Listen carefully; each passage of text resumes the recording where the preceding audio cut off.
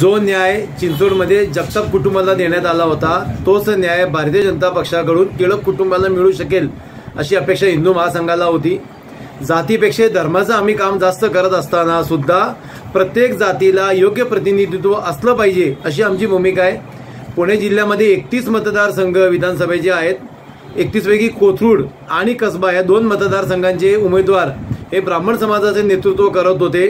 ब्राह्मण समाजाच्या व्यथा वेदना व्यवस्थित मांडल्या जात होत्या।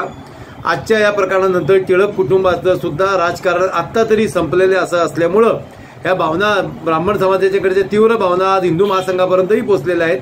आम्हाला असं वाटतं पक्षानं पुनर्विचार करावा, ती पक्षाची भूमिका आहे। परंतु ब्राह्मण समाज नाराज आहे आणि हिंदू धर्मातला कोणताही समाज नाराज असून चालू नये आणि प्रत्येकाला प्रतिनिधित्व मिळावं अशी हिंदू महासंघाची भूमिका आहे।